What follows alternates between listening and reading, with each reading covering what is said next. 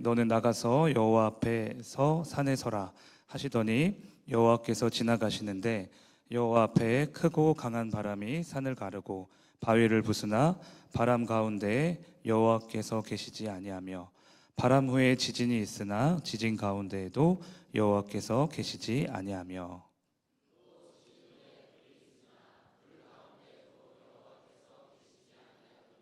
불 후에 세미한 소리가 있는지라. 아멘. 네, 지난주에 우리는 엘리야 선지자가 갈멜산에서 일으켰던 하나님의 놀라운 기적을 살펴봤습니다. 엘리야는 담대한 믿음으로 또 간절한 기도로 하늘에서 불을 내려서 850대 1의 영적 전쟁에서 멋지게 승리를 했죠. 그 결과 이제 바알과 아세라 선지자 850명은 모두 엘리야의 손에 숙청을 당했고, 또 이스라엘 백성들은 자신들의 죄를 회개하고 하나님의 품으로 돌아왔고, 또 뿐만 아니라 하나님께서는 닫으셨던 하늘까지 활짝 여셨습니다. 마침내 하늘에서 비를 내리셔서 이스라엘의 가뭄을 끝내신 것이죠. 너무나도 좋은 상황입니다.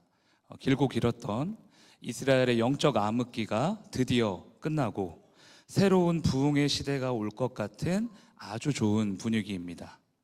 그러나 거기서 성경 한 장만 넘어가 보면 아주 깜짝 놀랄 만한 일이 펼쳐집니다. 열왕기상 18장까지는 엄청 좋았는데 오늘 본문이 있는 그 19장에 들어서면 엘리야가 속절없이 무너지는 것이죠. 크고 강하신 하나님을 온몸으로 경험했던 엘리야인데 얼마 지나지 않아서 거짓말처럼 완전히 무너져 버린 것입니다. 그런데 여러분, 엘리야가 누굽니까? 이스라엘의 강력한 영적 지도자입니다. 누구와도 비길 수 없는 성령이 충만한 주의 종입니다. 그런 엘리야가 하루아침에 이제 무너져 버린 거죠. 그렇다면 이제 엘리야가 이렇게 무너질 수밖에 없었던 이유를 살펴봐야겠는데요. 열왕기상 19장 2절과 3절 말씀입니다. 한번 읽어보실까요? 같이 시작. 이세벨이 사신을 엘리야에게 보내어 이르되 반드시 내 생명을 저 사람들 중 한 사람의 생명과 같게 하리라. 그렇게 하지 아니하면 신들이 내게 벌 위에 벌을 내림이 마땅하니라 한지라. 그가 이 형편을 보고 일어나 자기의 생명을 위해 도망하여. 아합 왕의 부인 이세벨이 갈멜산의 소식을 듣게 됐습니다. 엘리야가 바알과 아세라 선지자 850명을 다 죽였다는 그 소식을 이제 듣게 된 거죠. 그래서 이제 주체할 수 없는 분노가 일어났습니다. 화가 너무 많이 났어요. 그래서 그 화를 엘리야에게 쏟아내기 시작합니다. 도대체 네가 뭔데 내가 수족으로 부리고 있는 그 선지자들을 다 죽였느냐. 그리고 자객을 보내서 내가 이제 너를 죽일 것이다. 협박을 하기 시작합니다. 이렇게 두려운 상황에서 엘리야가 어떤 반응을 했는가. 아까 3절 말씀에 있는데요. 그가 이 형편을 보고 자기의 생명을 위해 도망갔다. 이렇게 나옵니다. 그러니까 이제 하나님을 보지 않고 내 앞에 있는 문제, 그 환경을 주목했다는 거죠. 그 전에 850명의 거짓 선지자들과 대결할 때는요, 하나님만 바라보고 있고 하나님께서 주신 그 사명만 붙들고 있었는데, 그래서 승리했는데 이제 앞에 있는 형편을 주목하자 두려움에 확 사로잡혀 버린 겁니다. 더욱 큰 문제점은 이렇게 형편을 주목하니까 그에 비춰서 자신의 인생, 자신의 목숨, 자신의 실력을 보게 됩니다. 하나님을 쏙 빼놓고 내 앞에 있는 문제와 이제 나를 보게 되는 거죠. 상황을 주목하지 마라. 형편을 주목하지 마라. 이런 말씀 많이 들어보셨죠? 우리가 왜 상황을 주목하면 안 되는지 그 이유가 여기 있습니다. 상황을 크게 주목하면요, 그 다음에는 반드시 나를 주목하게 되어 있기 때문이에요. 문제를 주목하면 그에 비해 내가 얼마나 작은지, 얼마나 형편이 없는지, 내가 얼마나 연약하고 초라한지를 주목하게 되는 거죠. 문제가 크게 보이니까 그에 비해 나는 너무 작아 보이는 거예요. 그래서 문제를 보지 말라고, 상황을 보지 말라고 하나님이 늘 우리에게 말씀하십니다. 문제 위에 있는 나를 보라고, 믿음의 눈을 들어서 너를 붙잡고 있는 나를 보라고 그렇게 말씀을 하시는 거죠. 이걸 놓치면 어떻게 됩니까? 엘리야처럼 되는 거예요. 엄청난 하나님의 역사를 경험했어도 하늘에서 떨어지는 불을 두 눈으로 목격했음에도 불구하고 환경을 주목하고 그 형편에 사로잡히면 살아계신 하나님을 한순간에 잃게 되는 거죠. 이제 엘리야는 도망치기 시작합니다. 무려 160km를 도망쳐서요, 유다의 최남단에 위치한 브엘세바라는 곳까지 달려가게 돼요. 우리나라로 따지면 해남, 통영 같은 땅끝 마을까지 도망쳐 간 겁니다. 브엘세바에서도 아주 깊숙한 광야에 들어가서 꽁꽁 숨어 버립니다.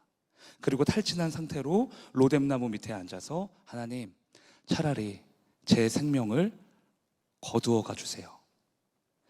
정말 무섭고 힘들고 죽을 것 같으니까 차라리 나를 데려가시라고 원망과 한탄을 쏟아내기 시작합니다.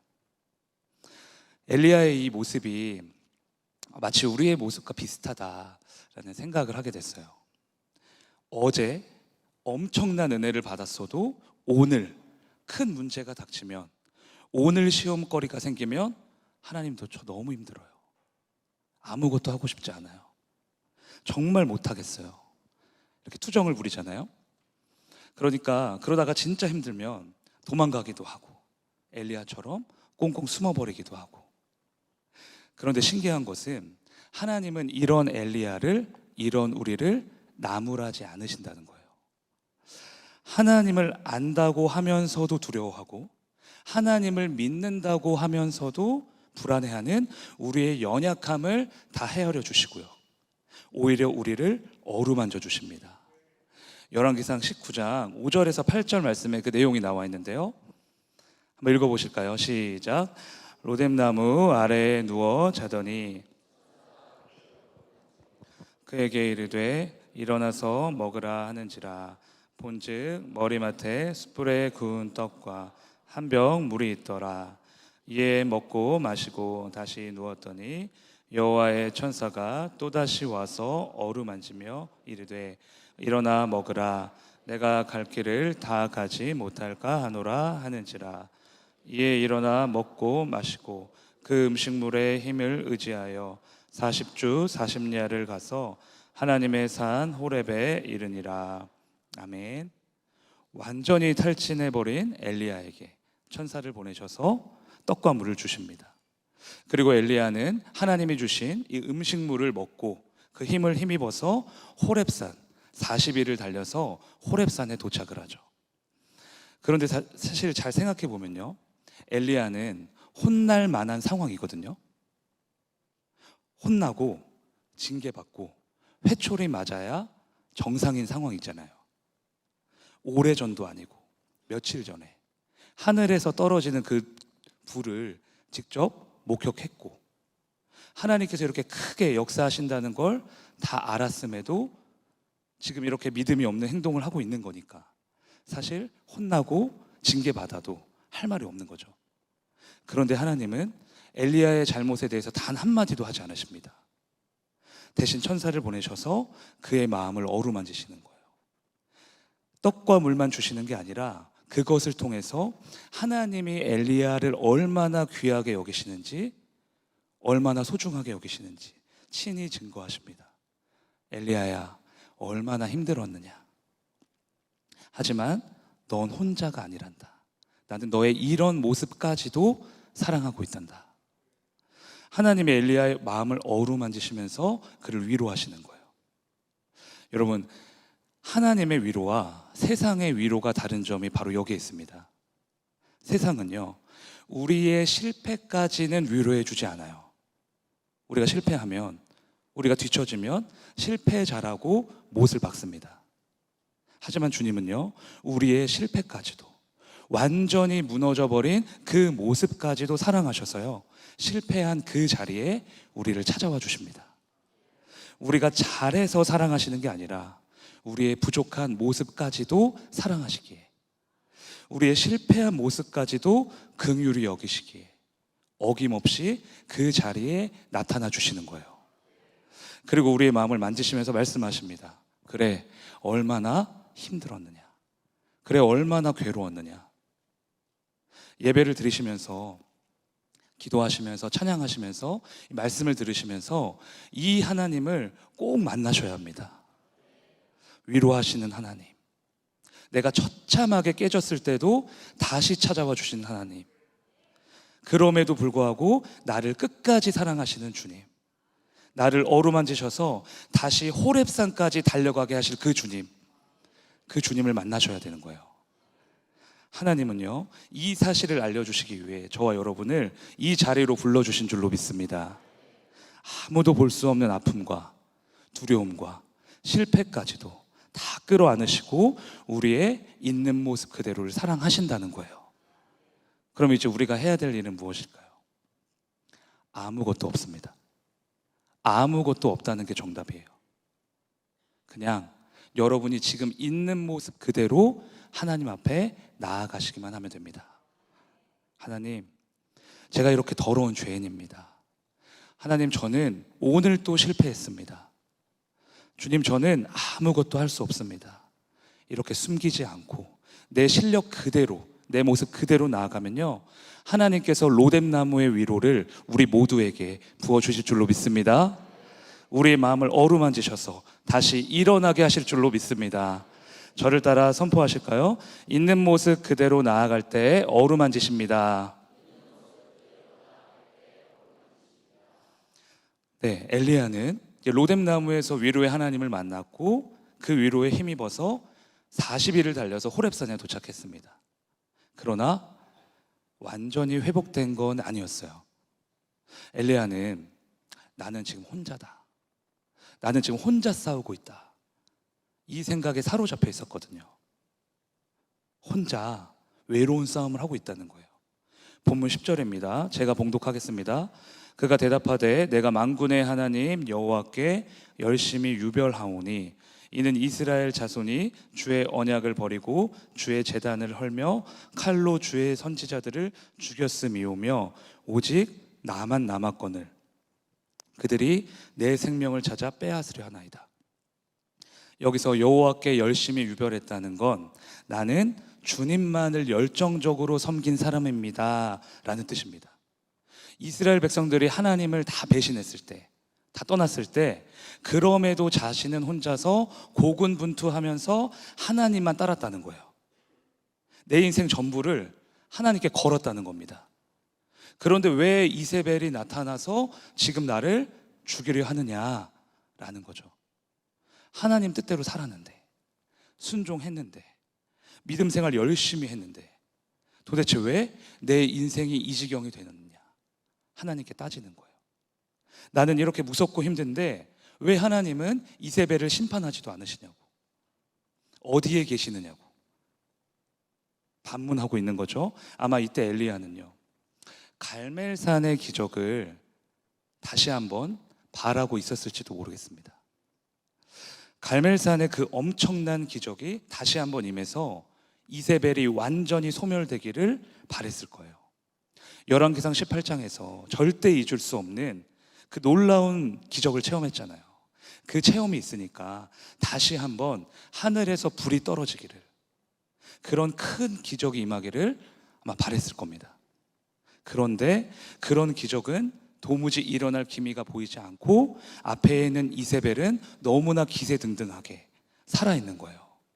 그러니까 하나님께 계속 원망이 일어나는 거죠. 하나님, 이게 도대체 언제 해결이 됩니까? 나는 정말 혼자입니까? 나 이렇게 열심히 믿음 생활하고 있는데. 이런 의문과 불만이 있었던 겁니다. 이런 엘리야에게 하나님이 다시 말씀을 주십니다. 11절 12절인데요 본문 같이 읽어보실까요? 시작. 여호와께서 이르시되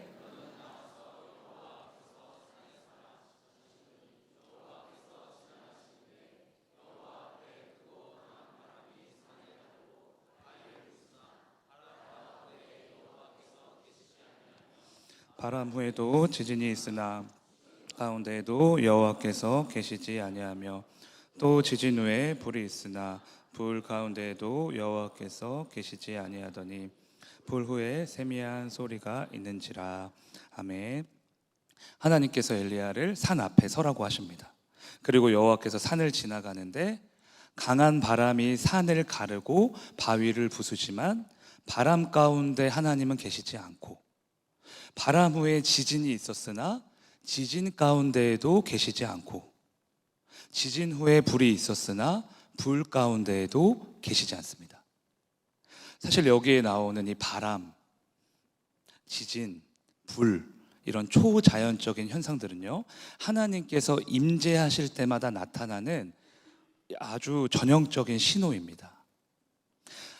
모세가 하나님한테 십계명 받으려고 산에 올라갔잖아요.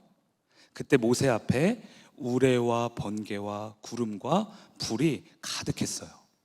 그리고 불 가운데에서 하나님이 임재하셨습니다. 그러니까 모든 만물과 우주를 다스리시는 그 하나님을 스스로 증거하시면서 나타나시는 거예요. 그렇게 백성들에게 찾아오시는 거죠. 하나님이 얼마나 크신 분인지, 하나님이 얼마나 광대하신 분인지 알려주시는 겁니다. 그런데 지금 엘리야에게는요, 그렇게 나타나지 않으십니다. 초자연적인 현상, 초자연적인 기적으로 나타나지 않으시고 오히려 속삭이는 듯한 세미한 음성으로 나타나시는 거예요. 그러니까 이게 무슨 뜻일까요? 전능하신 하나님은 산을 가르실 수도 있고 바다 위를 거닐실 수도 있고 마귀 1000마리를 한 번에 진멸하실 수도 있는 하나님이시지만 동시에 세미한 음성, 그 작은 말씀으로도 기적을 언제나 일으키실 수 있다는 거예요. 세미한 소리지만, 매번 듣는 설교지만, 성경을 볼 때 언뜻 보면 글자에 불과한 것 같지만 사실 진정한 기적은 이 세미한 말씀으로부터 시작이 된다는 거죠. 큰 기적만 바라고 있는, 하늘에서 떨어지는 불만 원하고 있는 엘리야에게 하나님은 이 사실을 알려주고 싶으셨던 거예요. 나는 큰 기적으로도 역사할 수 있지만 세미한 음성으로도, 한마디의 말씀으로도 너에게 기적을 베풀어 줄 수 있다. 내가 너에게 주는 그 한 말씀을 허투루 듣지 않고 그 말씀을 나의 생명으로 붙잡고 삶의 구석구석까지 녹여낸다면, 말씀으로 옷을 입는다면 말씀이 너의 인생을 살아 움직이게 할 것이다. 이렇게 말씀하시는 거예요. 그러므로 기적은요, 멀리 있는 것이 아니라, 바깥에 있는 것이 아니라 이미 여러분 안에 있습니다. 놀라운 역사는요, 이미 계속 진행이 되고 있는 거예요. 세미한 음성을 붙잡을 때 우리의 일상이 기적이 되는 겁니다. 어느 누구에게나 인생은 참 고달프고 힘든 거잖아요. 그런데 그 하루하루를 보내면서 말씀 때문에 감사하고, 말씀 때문에 웃을 수 있고, 말씀 때문에 위로받을 수 있다면 그게 바로 기적 아니겠습니까? 그런데 여러분은 지금 최종남 목사가 하는 말을 듣고 계시는 게 아니라 죽음도 부활로 바꾸시는 하나님의 능력의 말씀을 듣고 계시잖아요. 혼과 영과 관절과 골수를 찔러 쪼개기까지 하는 그 능력의 말씀을 믿고 계시지 않습니까? 그러니까 여러분 안에 이미 기적이 있는 겁니다. 이미 예수 그리스도의 생명이 여러분 안에 있는 거예요. 여러분 믿으십니까? 그럼 옆에 있는 분들 보시고 이렇게 인사 나누실까요? 이미 기적을 가지고 계시네요. 네, 당신은 기적의 사람입니다. 네, 우리 모두는 기적의 인생을 살고 있는 줄로 믿습니다. 그러니 사랑하는 성도님들, 우리에게 내려주시는 이 세미한 음성, 그 한 말씀도 허투루 듣지 마시고 마음판에 꽉 새기셔서 말씀으로 일상의 기적을 누리시길 바랍니다. 저를 따라 고백하시겠습니다. 세미한 음성을 붙잡을 때 일상의 기적이 됩니다. 네, 엘리야는요, 하나님 저 혼자 열심히 했잖아요. 하나님 저밖에 없잖아요. 그러면 이스라엘을 이 세상의 복으로 만들겠다고 말씀하신 하나님의 약속은 어떻게 되는 겁니까? 이렇게 따졌습니다. 하지만 엘리야가 몰랐던 사실이 하나 있었어요. 엘리야는 혼자였던 적이 단 한순간도 없었다는 거예요. 열왕기상 19장 18절입니다. 같이 읽어보실까요? 시작. 그러나 내가 이스라엘 가운데 7,000명을 남기리니 무릎 꿇지 아니하고 다 바알에게 입맞추지 아니한 자니라. 아멘. 바알에게 무릎 꿇지 않은, 다시 말해 하나님에게만 무릎 꿇고 있는 신실한 자녀들이 아직 남아있다는 거예요. 하나님이 엘리야에게 왜 이 말씀하실까요? 아직 이 나라에 소망이 있다. 그러니까 네 마음대로 그렇게 함부로 단정 짓지 마라. 바알을 의지하지 않고 세상과 타협하지 않고 오직 하나님 앞에서 무릎 꿇고 있는 신실한 내 백성들이 있다. 그 한 사람 한 사람이 있기에 하나님의 나라는요 절대 무너지지 않는다는 것입니다. 한국 교회가 위태위태하다, 한국 교회 위기다, 우리 주일학교 세대들, 청년 세대들 교회에서 썰물처럼 다 빠져나가고 있다, 이런 말 귀에 못 박히도록 들었습니다. 아마 많이 들으셨을 거예요. 예수를 믿는 성도들의 열정이 사그라들고 있고 직분자나 목회자나 성도나 진실한 신앙이 다 없어지고 있고 주일에 얼굴 도장만 찍고 집으로 돌아가는 가난한 성도는 부지기수로 늘어나고 있다, 이런 말 계속 들으셨을 겁니다. 어떤 기관에서 우리나라 3대 종교 중에 가장 호감 가는 종교가 무엇입니까? 이런 조사를 했는데 그 결과에 따르면 1등이 뭘까요? 우리나라 3대 종교 중에 1등. 네. 1등이 불교더라고요. 2등이 가톨릭, 천주교. 저희는 3등 했습니다. 꼴등이 아니라 3등. 억울하고 분하지만 지금 이것이 세상이 기독교를 판단하고 있는, 교회를 보고 있는 현실입니다. 그런데요, 그럼에도 불구하고요, 저희는 소망해야 합니다. 우리에게 소망이 있어서가 아니라 하나님께서 우리를 향한 소망을 단 한순간도 거두신 적이 없기 때문이에요. 세상이 아무리 그렇게 말해도 하나님을 진심으로 사랑하는 여러분과 같은 그 한 사람 한 사람이 있는 한, 예수 그리스도의 피값으로 세워진 이 거룩한 교회가 있는 한, 하나님은 절대 이 땅을 포기하지 않으실 겁니다. 고린도 교회는요, 문제가 너무 많은 교회였습니다. 교만, 당짓기, 음란, 우상숭배, 은사주의, 이 수많은 문제로 시름시름 앓고 있었어요. 그래서 하나님은 바울을 통해 고린도전서, 고린도후서라는 성경을 쓰게 됩니다. 그런데 여러분, 이 고린도전서가 어떻게 시작되는지 아십니까? 그 단어 하나하나를 보시면서 같이 읽어보셨으면 좋겠습니다. 고린도전서 1장 2절 말씀입니다. 같이 읽겠습니다. 시작. 고린도에 있는 하나님의 교회 곧 예수 거룩하여지고 성도라 부르심을 받은 자들과 또 각처에서 우리의 주 곧 그들과 우리의 주 되신 예수 그리스도의 이름을 부르는 모든 자들에게. 아멘. 그렇게 문제투성인 고린도 교회를 보시고 하나님의 교회, 예수 안에 있는 거룩한 자, 성도, 부르심을 받은 자, 예수의 이름을 부르는 자라고 말씀하십니다. 문제가 있지만, 고쳐야 할 점 있지만, 부족함이 있지만 하나님께서 여전히 사랑하시는 교회라는 거예요. 하나님은 한 번도 고린도 교회를 포기하신 적이 없다는 것입니다. 하나님이 포기하지 않으시기에 우리 또한 포기해서 안 됩니다. 하나님은 나를 사랑하시고 또 우리를 사랑하시고 이 교회를 너무나 사랑하시는 거예요. 그래서 우리는 절대 혼자가 아닙니다. 하나님께서는 나도 부르셨지만 나를 우리 안에서, 이 교회 공동체 안에서 부르셨다는 사실을 절대 잊어서는 안 되는 거예요. 하나님, 나는 왜 혼자입니까? 하나님, 나 왜 혼자서 믿음의 싸움 하고 있습니까? 이런 의문이 들 때 주변을 둘러보시기 바랍니다. 함께 피 흘리며 싸우고 있는 동역자가 보일 거예요. 보잘것없는 나를 언제나 지지하며 사랑하며 기도해주는 부모님과 자녀들과 또 형제 자매님들, 성도님들이 보이실 것입니다. 그래서 우리가 이 찬양 참 좋아하잖아요. 누군가 널 위하여. 네. 그 다음 가사는 다 아실 거라고 생각합니다. 누군가 기도하네. 내가 홀로 외로워서. 마음이 무너질 때, 지치고 쓰러질 때 누군가 날 위해 기도하네. 나도 나를 위해 기도하지만 누군가 날 위해 기도하고 있다는 거예요. 그래서 살 수 있고요.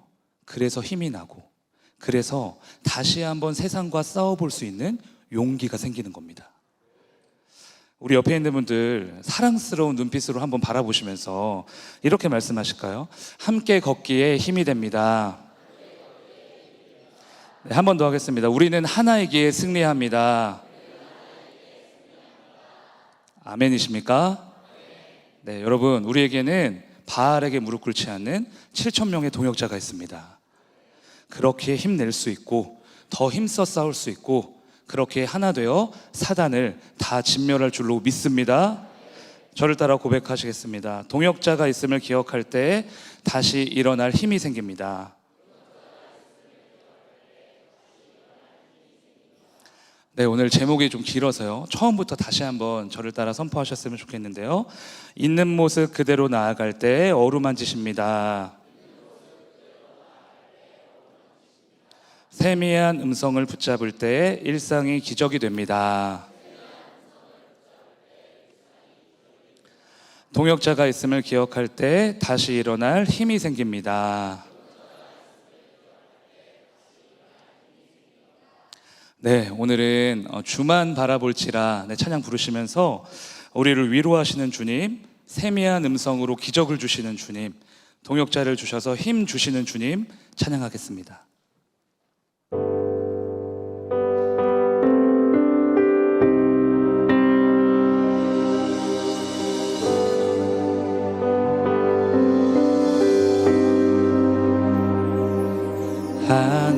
하나님의 사랑을 사모하는 자, 하나님의 평안을 바라보는 자, 너의 모든 것 창조하신 우리 주님이 너를 얼마나 사랑하시는지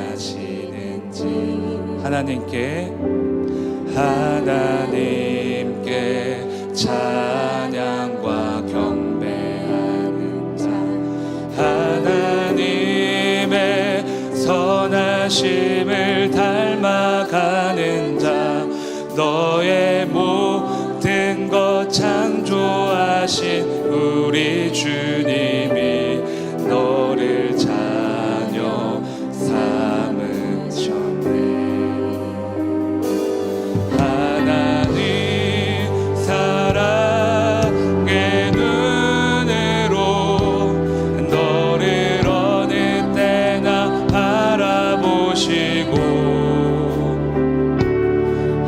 하나님 인자 항위로서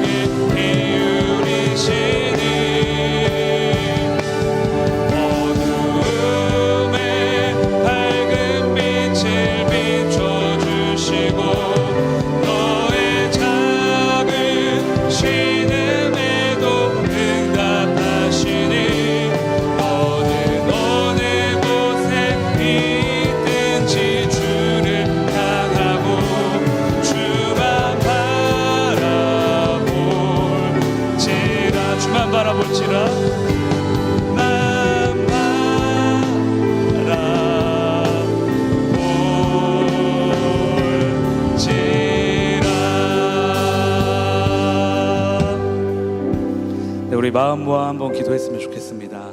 하나님 아버지, 우리의 있는 모습 그대로 나아가오니 우리의 마음을 어루만져 주시옵소서. 세미한 음성이 기적임을 믿고 주님의 말씀만 붙잡게 하여 주시옵소서.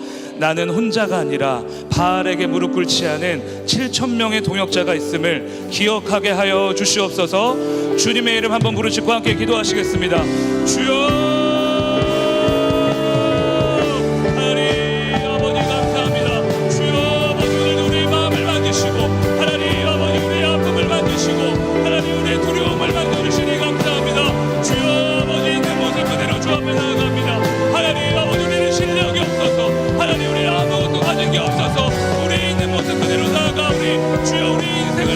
주시옵소서. 위로하여 주시옵소서. 하나님 아버지 회복시켜 주시옵소서. 하나님 아버지 대비한 음성을 붙잡습니다. 하나님 그 음성이 기적인 줄 믿사오니 주의 말씀을 듣고 그 말씀을 믿고 그 말씀을 선포하게 하여 주시옵소서. 그래야 우리 하루하루가 기적이 되게 하시고 하루하루가 감사가 되게 하시고 하루하루가 기쁨이 되게 하여 주시옵소서.